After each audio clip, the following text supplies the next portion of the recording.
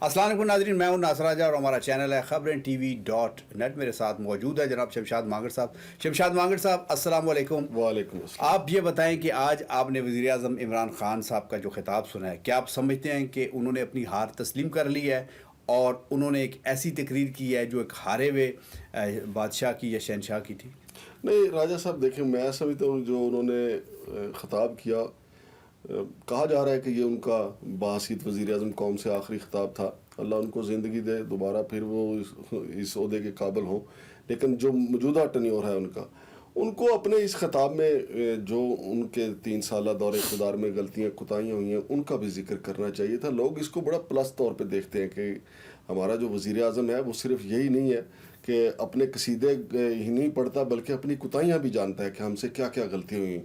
मिसाल के तौर पे आप और मैं बैठ के यहाँ पे जिक्र करते रहते हैं कि उनसे क्या क्या गलतियाँ हुई हैं, लेकिन उन्होंने जो बात जमहूरियत की बेहतरी के लिए की है वो ये बात की है कि अगर मैं हार भी जाऊँ, बस ये संडे को जो इतवार को तहरीक अदम एतमाद पे वोटिंग होगी, मैं हार भी जाऊँ तो मैं तगड़ा बन के सामने आऊँगा। एक मतलब है कि वो मज़ीद स्ट्रगल जारी रखेंगे और सियासतदान का ये विजन जो होता है, ये जो हौसला होता है कि वो स्ट्रगल जारी रखेंगे, इससे जमहूरियत मजबूत होती है। अच्छा मांगड़ साहब, मैं ये समझता हूँ कि ठीक है, उन्होंने आखिरी ख़िताब में ये कौम को बावर कराने की कोशिश की कि वो तगड़े होकर सामने आएंगे और वो झुकेंगे नहीं, डरेंगे।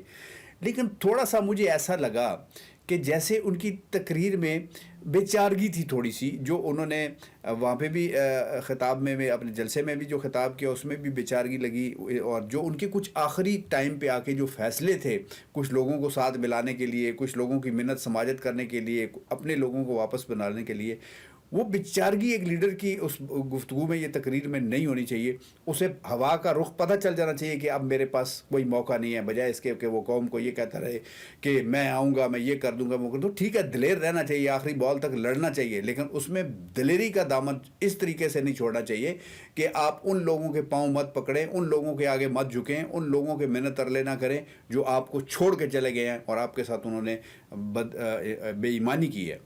राजा साहब, देखें, अपना अपना इस पे पॉइंट ऑफ व्यू है। वज़ीर आज़म का जो खिताब था, अगर जो आप कह रहे हैं कि उन्होंने बेचारगी लाचारगी का जो इजहार किया, देखिए ये तो अब गिनती की गेम है ना, बिल्कुल क्रिकेट की तरह। आपको पता लग गया कि 5 ओवर में 100 रन आपको चाहिए और बस आखिरी ओवर्स का खेल शुरू हो चुका है। अब उस पे जो कप्तान है, कोई भी, खासकर इमरान खान जैसे एक जो हमारे कप्तान रहे हैं, तो एक मैच यकीनी तौर पे मसलन हारने के बाद भी जो ये इंटरव्यू देते हैं तो उसके बाद ये कहते हैं कि हम अगला मैच जीत जाएंगे, तो फिर भी ये नहीं कहते कि जी जितनी बुरी शिकस्त आज हुई है अब तो हम कभी मैच ही नहीं जीतेंगे। तो वज़ीर आज़म का जो खिताब था, वो जो अददी अक्सरियत है मुत्तहिदा अपोजिशन के पास कौमी असम्बली में, उसको सामने रख के उन्होंने खिताब किया और ये हकीकत पे मबनी खिताब था। बजाय इसके कि वो कहते, आज भी वो कहते कि मैं इतवार को एक सरप्राइज़ दूंगा आपको, तो कौम फिर सर पकड़ के बैठ जाती। फिर इतवार को पता चलता कि जी सरप्राइज़ ये है कि वहाँ 177 की बजाय 277 बंदे इकट्ठे हो गए। तो उन्होंने ये कहा है कि 277 हो जाएं, 177 हो जाएं या 199 हो जाएं, वो अपनी स्ट्रगल जारी रखेंगे और कौम को इंटरनेशनल जो एस्टेब्लिशमेंट है उसका गुलाम नहीं बनने देंगे। ये अच्छी जुस्तजू है और ऐसा फाइटिंग स्पिरिट का इजहार करना चाहिए। आप ठीक कह रहे होंगे मांगड़ साहब, मैं फिर भी आपसे इख्तलाफ करूंगा, क्योंकि इंसान को ये पता चल जाता है। आपको पता है कि लोग क्रिकेट स्टेडियम से उठ के जाना शुरू हो जाते हैं जब उन्हें पता चलता है कि 6 गेंद रह गए हैं और 1 स्कोर बाकी रह गया और ये 6 छक्के भी मारें तो भी ये स्कोर हासिल नहीं कर सकते और 6 बालें एक्स्ट्रा भी मिल जाए तब भी ये स्कोर नहीं हो सकता। तो मेरा ये कहने का मकसद है कि एक शख्स को जब पता चल गया कि आप 6 बालों पर 6 छक्के भी मारो तो तब भी मेरा स्कोर नहीं होता, तो वो फिर अपनी बहादरी और मिन्नत तरले को छोड़ के अपनी बहादरी का ही मुजाहरा करे। लेकिन एक और बात मैं करना चाहता हूँ कि आज इमरान खान को ये कहने की क्या ज़रूरत थी और ऐसी कौन सी बात थी कि जिसकी वजह से उन्होंने कहा कि आज मैं बराह रास्त कर रहा हूँ, ये कोई रिकॉर्डेड नहीं है। तो उसमें भी लोग थोड़े से चौंक गए, थोड़े से लोग और करीब हो गए कि शायद को आज ऐसी ये बात कर रहे हैं कि जो सिर्फ बराह रास्त खिताब में ही की जा सकती है।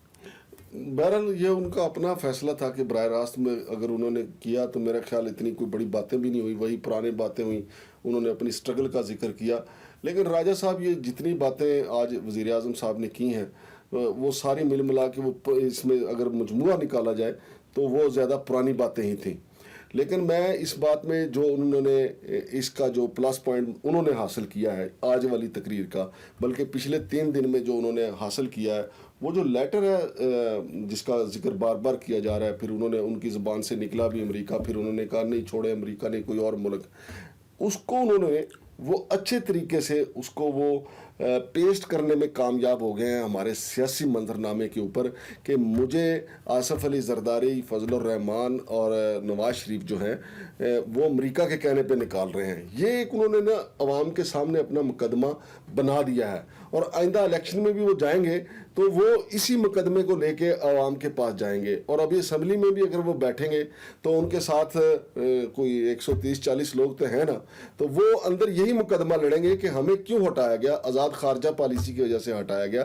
حالانکہ اس کے علاوہ بھی اس حکومت کے کافی بلنڈر ہیں، مہنگائی سے لوگ تنگ تھے، لیکن اس کے باوجود ان کے چاہنے والے بھی بہت تھے. اور پھر بدامنی، بے روزگاری جو ہے وہ بھی بہت زیادہ بڑی اس حکومت میں.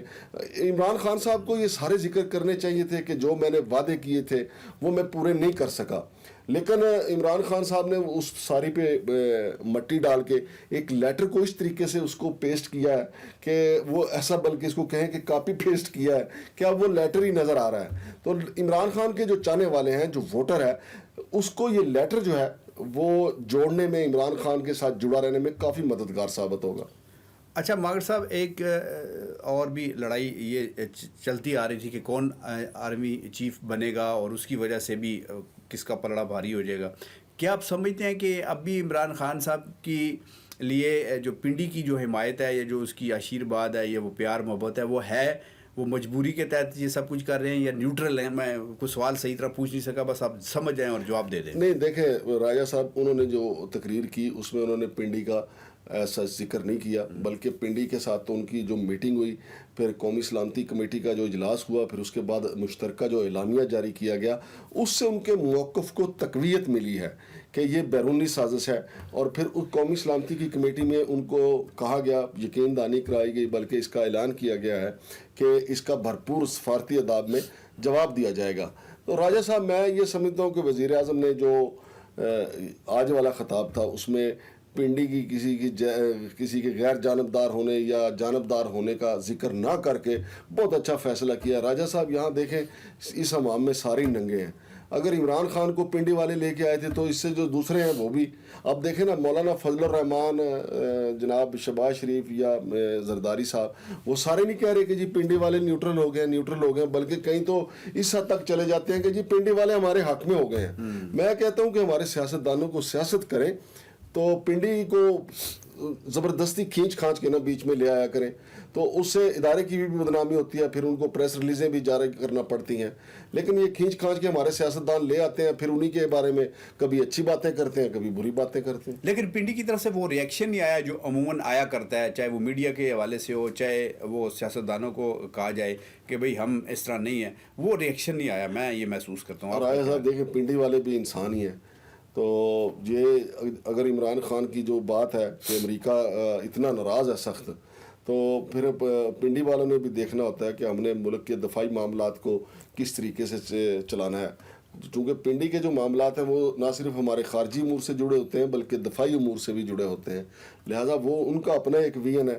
لیکن وزیر اعظم نے ان کو ہدف تنقید نہ بنا کے، میں سمجھتا ہوں کہ ایک دروازہ اپنے لیے کھلا چھوڑا ہے. اچھا ماگر صاحب، آج کے اس پروگرام کا، اس بحث و مباحثے کا ایک آخری میں سوال یہ کرنا چاہتا ہوں کہ آپ جو ایک نئی رجیم آ رہی ہے، نیا وزیر اعظم آ رہا ہے، شاید صدر بھی چینج ہو جائے گا، صوبوں میں بھی حکومت چینج ہو جائے گی، آپ اسی طرح دیکھ رہے ہیں کہ یہ سموتھلی سب کچھ ہو جائے گا، یا آگے کچھ اور رکاوٹیں بھی آنے والی ہیں اور کچھ اور بھی حیران کر دینے والی چیزیں ہوں گی؟ ویسے اگر وزیر اعظم عمران خان جو ہیں انہوں نے یہ ساری تبدیلیاں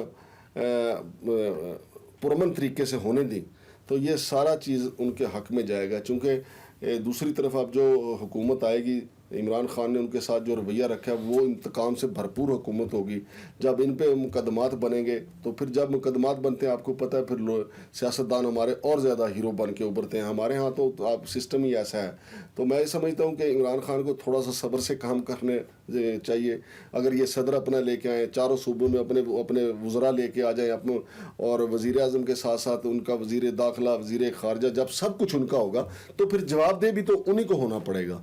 اور عمران خان کو اب کوشش یہ کرنی چاہیے کہ جو اس اسمبلی کی باقی مدت ہے وہ سال 1.5 سال جو ہے وہ کسی نہ کسی طریقے سے اس کو چلائے 1.5 سال، تاکہ یہ رہے الیکشن فریش میں فی الحال نہ جائیں، تاکہ جو نئی حکومت آئے وہ اب آگے بجٹ آ رہا ہے، بجٹ میں آپ کو پتہ ہے کہ پھر مہنگائی ہوگی، تو نئی حکومت مجبور ہوگی وہ بجٹ لگانے میں، وہ ٹیکس لگانے میں. تو دونوں پارٹیاں جو میجر پارٹیاں ہیں، پیپلز پارٹی اور مسلم لیگ نون، ان کے لیے بہت بڑا مسئلہ ہوگا، چونکہ مہنگائی پہ تو انہوں نے عمران خان کے لتے لیے ہوئے تھے، اگر خود بھی مہنگائی کریں گے تو پھر کدھر جائیں گے. تو میرا خیال یہ ہے کہ عمران خان صاحب نے اگر تھوڑا سا صبر سے کام لیا اور ان کے اتحادیوں نے تھوڑا سا صبر سے کام لیا تو سال 1.5 سال میں نئی حکومت بھی کافی گندی ہو سکتی ہے. بہت شکریہ شمشاد ماگڑ صاحب.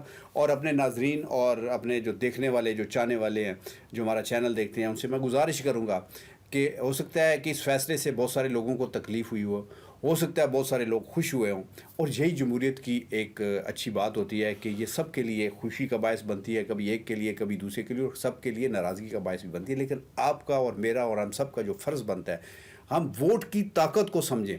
ہم اپنا ووٹ ڈالتے وقت یہ خاص خیال رکھیں کہ ہم نے نعروں میں ہم تھوڑا سا تجزیہ کریں، تھوڑا سا دماغ سے بھی سوچیں، دل سے بھی سوچیں، تھوڑی سی خدا را شخصیت پرستی سے ہمیں نکلنا ہوگا. ہمیں اپنے ملک کے لیے سوچنا ہوگا، آنے والی نسلوں کے لیے سوچنا ہوگا.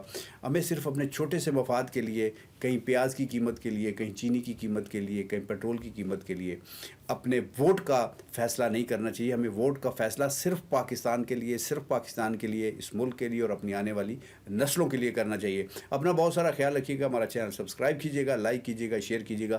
پاکستان زندہ باد.